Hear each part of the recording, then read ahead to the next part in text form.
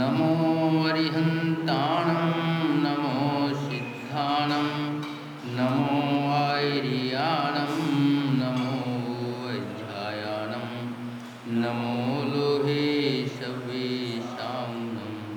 देवादिदेव श्री आदिनाथ भगवान की, देवादिदेव श्री नेमिनाथ भगवान की, देवादिदेव श्री महावीर भगवान की, गुरु नाम गुरु संत श्रोमणी आचार्य श्री विद्यासागर जी महाराज की, दीक्षा गुरु मुनि श्री सरल सागर जी महाराज की जय।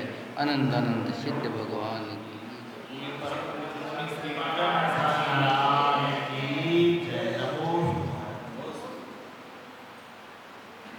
इस बड़े संसार में दुख का कारण मात्र ये शरीर है। चाहे शरीर की इच्छा हो, चाहे शरीर का सौंदर्य हो, चाहे शरीर के संबंधी हों, चाहे शरीर की भोग की सामग्री हो। जबकि सब जानते हैं ये शरीर इतना दुष्ट है, काम नहीं आता और साथ भी नहीं जाता। एक दिन एक मुट्ठी राख रह जाता है, मगर सभी इस शरीर के लिए परेशान है। जबकि प्रकृति का नियम है, हर मानव जो इस धरती पर आता है एक ही प्रक्रिया है, कोई भेदभाव नहीं है। मगर उसके बाद देखते हैं कुछ मानव रोगी हैं, कुछ निरोगी हैं, कुछ गरीब हैं, कुछ धनवान हैं, कुछ भूखे हैं, कुछ छुके हैं, कोई सुंदर है, कोई अपंग है। ये भेदभाव कहाँ से हो गया? कभी इस तरफ ध्यान नहीं दिया। जबकि प्रकृति ने कोई भेदभाव नहीं किया। विचार करो, इसी संसार में कुछ मानव ऐसे हैं जो सुबह से शाम तक सड़कों में मारे मारे फिरते हैं, कोई उन्हें भीख देने वाला नहीं। और शाम को जंगल में एक घास की झोपड़ी में अपने परिवार बीवी बच्चों के साथ में भूखे सो जाते हैं। ना पहनने को वस्त्र है, ना खाने को भोजन है, ना रहने को ठिकाना है। इसके विपरीत ऐसे भी लोग इस धरा पर हैं, रहने के लिए ऊंचे ऊंचे महल, खाने के लिए भोग की सामग्री उत्तम से उत्तम, और सेवा करने के लिए सेवक की पंक्ति। ये भेदभाव किसने कर दिया? कभी विचार किया? नहीं। आचार्य कहते हैं इस मानव पर इतनी शक्ति है कि अपनी भुजाओं के बल पर तीन लोक के नाथ बन सकते हैं। मगर ये कौन सी चीज़ है जिसके आगे मानव बैठ जाता है? इस शक्ति के आगे न बल शक्ति काम करती, न जनशक्ति काम करती, न धन शक्ति काम करती। कौन है जिसके लिए आचार्यों ने, ऋषियों ने, वैज्ञानिकों ने रोना रवाया है? जब भी हम जानने का प्रयत्न नहीं करते। इस शक्ति को क्या कहते हैं? कर्म। ये कर्म कभी शांत नहीं होते। इन कर्मों ने क्षत्रिय वंशी राजा दशरथ के पुत्र बलभद्र, और जिनको प्रातः काल की बेला में राज तिलक होना था। पूरी तैयारी हो चुकी थी, मगर क्या हो गया? राज तिलक के जहाँ वनवास हो गया।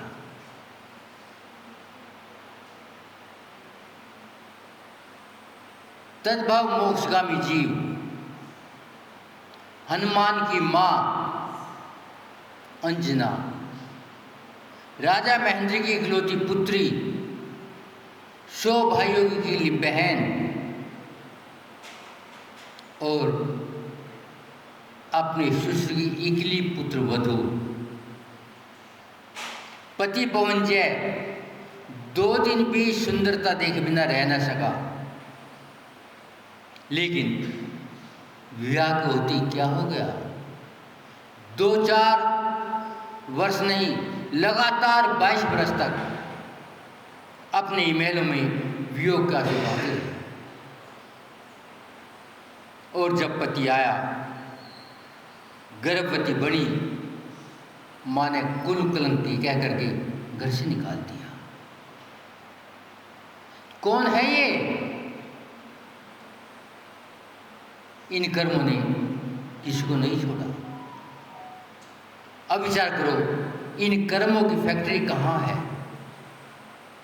कौन बनाता है? हमारे पास कौन भेजता है? क्या ये देवता या कोई दुष्ट? कोई नहीं पूछता। जिस प्रकार के कैमरामैन आपकी जैसी फोटो है, जैसी आपकी आकृति है, वही फोटो लेगा। आप कह दो सुंदर नहीं है, मोटी है, नाटी है, चपटी है, काली है, कैसी है? जैसी आपकी शिकल है। इसमें वो कुछ हेर फेर बदल नहीं कर सकता। या समझो एक अबोध बालक किसी बात के लिए अपनी माँ से नाराज हो गया और महाराज कहता है, माँ तुम अच्छी नहीं हो, तुम गंदी हो, मैं तुम्हें प्यार नहीं करता। और वो बालक भाग गया घर के पास, पहाड़ियों के पास। बालक निश्चल है, जो माँ से कहता था वही पहाड़ी में कहता है। और पहाड़ी से आवाज टकरा करके बाल को कान में वापसी हुआ पड़ जाती है, तुम अच्छे नहीं हो, तुम्हें प्यार नहीं करते। बालक डर गया, दौड़ के माँ के पास आया और माँ से कहता, माँ इन पहाड़ी मत जाना, यहाँ भूत रहते हैं। क्या हुआ? ये कहते अच्छे नहीं हो, प्यार नहीं करते। माँ जान गई कि जो यहाँ क्या था वही आवाज़ वहाँ का आई। माँ ने कहा, बेटा दोबारा जाओ, कहना तुम्हारे अंदर सौंदर्य भरा है, हरियाली चारों ओर फैली है, मैं बहुत प्यार करता हूँ, सुगंध आ रही है। बच्चे ने कहा, वही आवाज़ वापसी कान में हो गया, बालक खुश हो गया। तो आचार्य कहते हैं, ये क्या है? यही कर्म है, बनाता कोई नहीं, जो कहोगे वही वापसी आएगा। मगर आज तक हमने इन कर्मों को समझने का प्रयत्न नहीं किया, इसलिए अनादि से भटक रहे हैं। यदि एक बार भी अपने कर्मों को जान लेते तो कर्म सुधार लेते। आचार्य कहते हैं, इन कर्मों ने किसी को नहीं छोड़ा।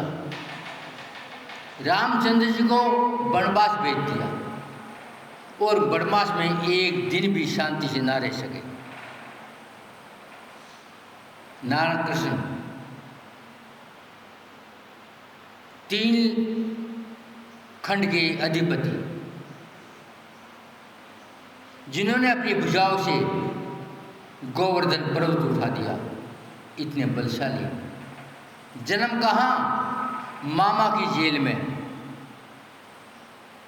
और पालन पोषण ग्वाले की भांति। वो मर्द है, किसने आसुना भाई। विचार करो, एक बलशाली के लिए एक सम्राट के लिए, एक नारायण के लिए ये घटना कैसे घट गई? आचार्य कहते हैं इतना भी नहीं, आचार्य सम्मतभद्र महान ज्ञानी, महान तपस्वी मुनि बेच छुड़वा दिया और पेट भरने के लिए मारे मारे फिरे। और मुनि बेच पेट के लिए छूटा। क्या हो गया? इतने महान आचार्य, यदि आचार्य सम्मतभद्र ना होते आज जैन ना होते। उनकी कृपा है आज मंदिर है, उनकी कृपा है आप पूजा कर रहे हैं। मगर काहे ने, पेट ने सब छुटवा दिया। आचार्य मांगनंदी महान आचार्य मिट्टी के बर्तन बनवा दिए। आचार्य मांगतुंग महान ज्ञानी धानी जेल के अंदर पटकवा दिया। विचार करो इन कर्मों ने किसे छोड़ा? चक्रवर्ती 6 खंड का अधिपति 7 में नरक पर रख दिया। ये क्या हुआ? राजा पूपाल की लड़की महान सुंदर, महान गुणवान, महान धनवान कोटी से ब्याह दिया। ये क्या हो रहा है? किसकी देन है? कर्मों की देन है। मगर आज तक हमने इन कर्मों को समझने का प्रयत्न नहीं किया। आचार्य कहते हैं इन कर्मों ने किसी को नहीं छोड़ा। जो अभिमोक्ष जाने वाले हैं उन्हें भी नहीं छोड़ा। पांडव महान मुनि अभिमोक्ष जाएंगे, आधा घंटे बाद वो देखते लोहे के कड़े गले में डाल दिए। गजकुमार उसके संबंधियों ने दहकती अंगीठी सिर पर बना दिया। क्या घटना घटी है? कर्मों ने किसी को नहीं छोड़ा। जिन्होंने कर्म को अच्छे किया सिद्धालय पहुंच गए। जिन्होंने 4 कर्मों को अच्छा किया अरहंत बन गए। सब जानते हैं कि पुण्य का काम शुभ कर्म है और पाप का काम अशुभ कर्म है। जानते हुए भी हम अपने कर्म छोड़ना नहीं चाहते। मां सीता महान सती, कोई कलंक नहीं, मगर कर्मों की चपेट में आ गई। पहले तो रावण ने हरण कर लिया। राम की याद में आंसू बहाती रही। राम ले भी आए, महल में भी आ गई। आते ही तीर्थ का बाने वनवास, जबकि गर्भवती थी। गर्भ में 2 महान आत्मा, मगर कर्मों ने नहीं छोड़ा। जब रामचंद्र जी जो लक्ष्मण जी उन 2 आत्मा से हार गए, घर लेकर आए, मगर प्रवेश नहीं दिया, अग्नि परीक्षा करवा दिया। अग्नि कुंड में कूदा दिया। क्या हुआ? ये कर्मों के खेल है। बस मजाक मजाक में तो क्या था, ये माता जी, ये मुनि महाराज क्या कर रहे हैं? दोष की बात कर रहे हैं, जबकि गृहस्थ जीवन के भाई बहन थे, प्रायश्चित लेने के लिए छुल्लिका आई थी। इतने से अपमान ने सीता के लिए क्या क्या नहीं किया। विचार करके देखो हम क्या क्या कर रहे हैं। आचार्य कहते हैं, देखो हमारे अंदर कितने कितने रावण बैठे हैं, कितने कितने कंस बैठे हैं, लेकिन हम अपने अंदर के कंस और रावण देखना नहीं चाहते। दूसरे के दोष देखते हैं। तो आचार्य कहते हैं, यदि आपको महावीर के शासन में जीना है तो अंदर बैठे कंस और रावण को निकालना होगा, अन्यथा आप महावीर के शासन की योग नहीं हो। जिन्होंने कष्ट से वही महान हुए। इन कष्टों में पारसनाथ घबराए नहीं, इन कष्टों में राम रोए नहीं, मगर मैं थोड़ी सी आकुलता आ जाए बस आत्महत्या तक कर लेता। तो विचारो, जो घबराए वो गए, और जिन्होंने मुसीबत को झेला ऊपर सिद्धालय पहुंच गए। मगर मैंने आज तक इन कर्मों की स्थिति को जानने का प्रयत्न नहीं किया। जब सोमावती महान धर्मात्मा, षट कार्य पूरे करने वाली, लेकिन विवाह होते ही क्या हो गया? सास कहती है रात को भोजन करना होगा, ये छानने वाने का चक्कर बंद करो, पानी साफ है, फिल्टर है, छानने की जरूरत नहीं है। इतने बड़े सेठ हैं, रात दिन का भेदभाव नहीं है, पूरा प्रकाश है, फिर रात दिन का कहाँ से आ गया? बस इन्हीं बातों ने द्वंद्व मचा दिया। तो शास्त्र ने कहा तू हमारे घर के योग नहीं है, तुझे तो मारना ही होगा, दूसरा रास्ता नहीं है। मगर सीधी हत्या करेंगे तो कुल बदनाम हो जाएगा, राजदंड मिल जाएगा। कैसे होगा? कुछ घुमा लो, घुमा लिया, एक सपेरे को बुलाया, जहरीले से जहरा सांप का बच्चा छोड़ दे गड्ढे के अंदर, ये ले चारा नहीं, लेकिन सबसे ज़्यादा जहरीला होना चाहिए। फूल भर दिए, जहरीला सांप का बच्चा रख दिया, ऊपर फूल रख दिए। यही तो मायाचारी है, नहीं डरते पापों से। और बेटे से कहा लो, अपनी पत्नी को कहना इसमें हार है, बड़ा सुंदर खरीद के लाया हूं।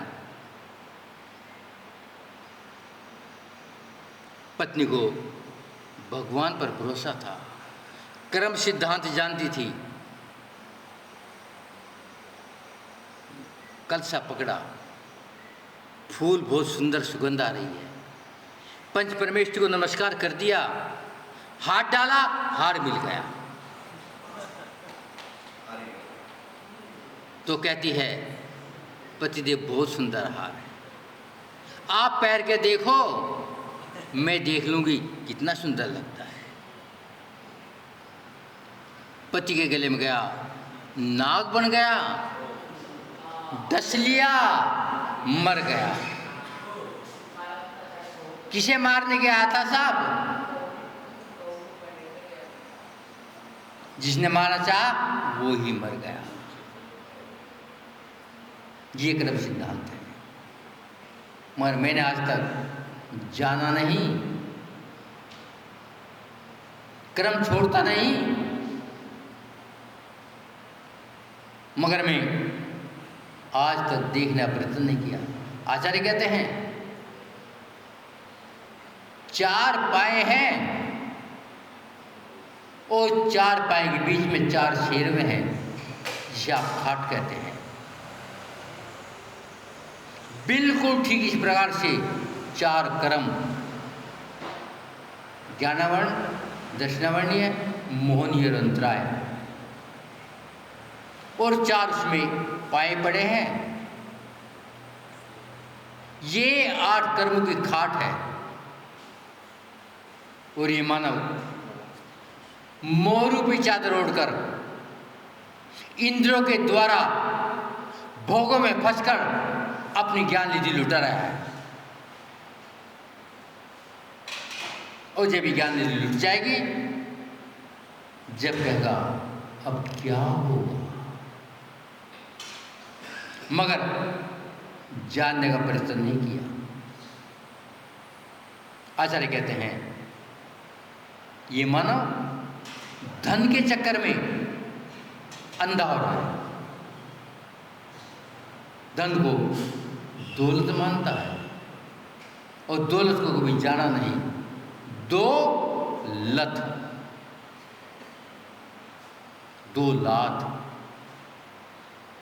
जब धन आता है सीने पर लात मारती है, सीना तन जाता है, अहंकार हो जाता है, विवेक हो जाता है और अपने के नीचे को दबाता है। जब धन जाता है, दौलत दूसरी रात कमर पर मारती है, कमर झुक जाती है, हाथ में कटोरा जाता है, मगर आज तक इन दौलतों को नहीं समझे। आचार्य कहते देखो तो सही, जब हवा चलती है झंडा लहराता है, और जब हवा अंधेरे में पलट जाती है, झंडा डंडे पे लिपट जाता है। वही झंडा, वही धन क्या हो गया, कहाँ चला गया, कभी ध्यान दिया? फुर्सत ही नहीं है। तो बंधुओं, आचार्य कहते हैं कर्मों को समझने का प्रयत्न करो। एक बार की घटना, एक बहुत बड़ा व्यापारी किसी संयोग से बहुत भारी घाटा पड़ गया, सब कुछ बिक गया, सब दुकान भी गई, फैक्ट्री गई, गाड़ी गई, सब कुछ नीलाम हो गया। अब कुछ उसके पास नहीं है, अब रोटी चाहिए, बच्चों को रोटी तक नहीं है। इतना बड़ा सेठ गलियों में गंडे की गड्डी तो बेच नहीं सकता, क्यों? कुछ साख है, ठेले में डालकर नींबू की आवाज़ नहीं लगा सकता, मगर रोटी चाहिए। क्या करे? सब कुछ चला गया। बच्चे रोटी रोटी चिल्ला रहे हैं, दूध छोड़ो, फल छोड़ो, रोटी दो, मगर रोटी नहीं है। अब सेठ सोचता है कुछ करना होगा, चलो कि सेठ से सहायता लेते हैं। नाम तो है ही, फर्म को दुनिया जानती है, और वे एक दूसरे सेठ के पास गए। सेठ ने कहा, आप कौन हैं, कहाँ से आए हो, क्या काम है? उस आने वाले व्यापारी ने कहा, मैं अमुक फर्म का मालिक हूँ, घाटा पड़ा है, रोटी के लिए लाचार हूँ, पुनः काम करना चाहता हूँ, कुछ सहायता के लिए आया हूँ। सारी बात क्लियर है। शेठ ने कहा, आओ आप बैठो, और अपनी गद्दी पर बिठा लिया। मुनीम जी शेठ जी के लिए नाश्ते की व्यवस्था। सब काम होने के बाद में शेठ जी ने कहा, शेठ जी सेवा बताओ, मैं क्या सेवा कर सकता हूँ? आप इतने बड़े व्यापारी, मैं तो आपका आगे धूल भी नहीं हूँ। ये नफे नुकसान कर्म का खेल है, आज तुम्हें नुकसान पड़ा, कल मुझे पड़ेगा। इन्होंने किसी को नहीं छोड़ा। आप तो सेवा बताओ, आप सेठ से पहले मेरे बड़े भाई हो और मैं आपका छोटा भाई हूँ।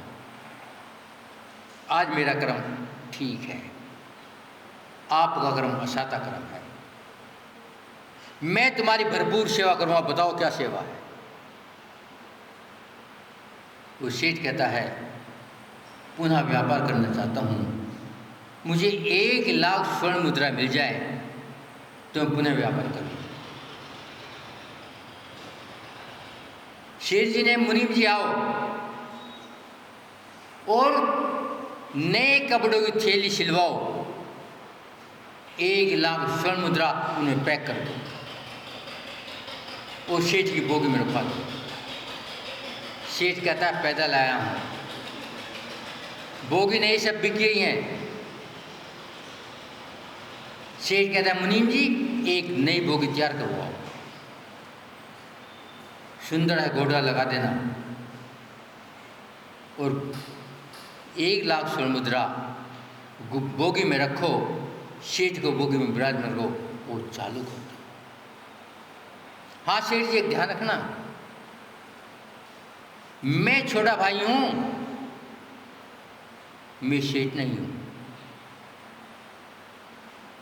वो छोटा भाई बड़े भाई को कर्ज नहीं दे सकता, इसलिए रकम कर्ज की नहीं है। छोटा भाई बड़े भाई का पार्टनर भी नहीं हो सकता, नफा भी नहीं होगा। ये रकम आपकी है। और एक ध्यान रखना, पुनः कमी पड़ जाए तो आना मत, मात्र खबर भेजना। मैं स्वयं लेकर आऊँगा क्योंकि मैं छोटा हूँ। आप तो हल्की सी किसी मुनीम के हाथ से समाचार भेज देना, मैं तुरंत आपकी सेवा में होऊंगा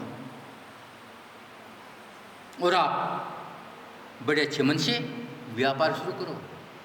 आपका नाम है, पूरे देश में आपकी शाख है। मैं तुझसा कुछ करने को तैयार हूँ। वो सीढ़ी चल पड़ी। विचार करो कितने उत्साह के साथ में उस व्यापारी ने उस व्यापारी को धन दिया, मगर जैसे ही गांव के बाहर पहुंचा, सब थैलियों के धागे टूट गए, वो सारे मोहरे खन खन खन कर बिखर गए। आवाज़ सुनी, सब दौड़ आए, किसी को 2 मिली, किसी को 4 मिली, तो 5 सब ले लेकर चले गए। अब सेठ के पास मात्र थैली है, एक मोहर बाकी नहीं बची। कहाँ गया? क्या थैली में गला धागा लगा था? नहीं, धागा ठीक था, मगर भाग का धागा गला था। तो बंधुओं, चिंतन करो, ये भाग का धागा किसने बनाया? मात्र ज्ञान ही काफी नहीं है, ज्ञान के साथ में आचरण चाहिए। जब आचरण होगा, जब ही कल्याण